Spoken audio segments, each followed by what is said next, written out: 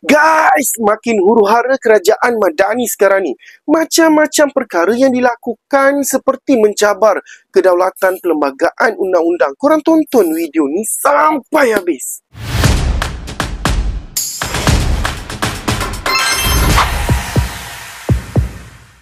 Sejak kerajaan Madani mengambil alih tampuk kepimpinan negara, satu perkara yang semakin ketara adalah jurang perkauman yang semakin melebar.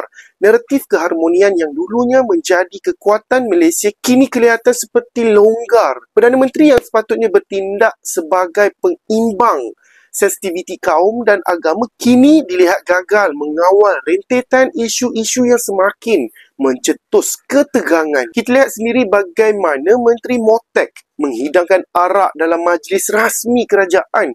Satu tindakan yang mencabar perkara 3/1 Perlembagaan Persekutuan yang mengangkat Islam sebagai agama rasmi. Lebih parah lagi apabila tindakan ini mendapat sokongan terbuka daripada pemimpin-pemimpin DAP. Sebagai contoh di sini, Ngah Komeng tanpa rasa bersalah mengatakan bahawa hidangan arak adalah etika global. Siapa dia untuk mengajar rakyat Malaysia tentang etika sedangkan rakyat majoriti negara ini beragama Islam? Ahli Parlimen Kepong pula, Lim Lik Eng, mempertahankan menteri berkenaan dengan mendakwa tiada keperluan untuk beliau meletak jawatan.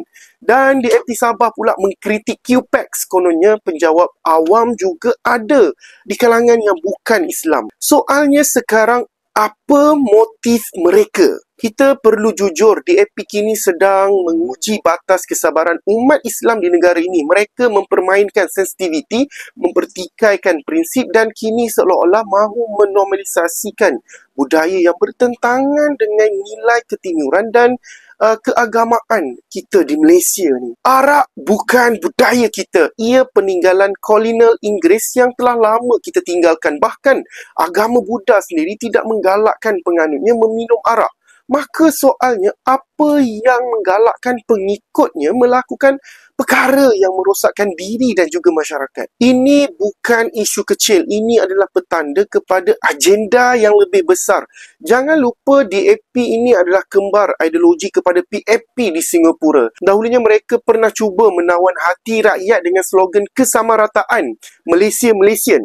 Tapi akhirnya apa yang jadi? Singapura terpisah. Adakah kita mahu mengulangi sejarah itu lagi sekali? Adakah kita rela menyerahkan 40 kerusi DAP yang kini menjadi kingmaker dalam kerajaan Madani dan membiarkan mereka merancang kerajaan dalam kerajaan? Sedarlah, wahai rakyat Malaysia, DAP bukan hanya punca ketegangan kaum, tetapi juga menjadi batu api yang sedang membakar asas keharmonian negara. Mereka tidak mahu perpaduan, mereka mahu dominasi. Cukuplah, sudah tiba masanya umat Islam dan seluruh rakyat Malaysia yang cintakan keamanan bangkit untuk bersatu. Jangan biarkan negara ini dikemudi oleh mereka yang tidak faham. Apatah lagi tidak boleh hormat sensitiviti majoriti dalam negara kita ni.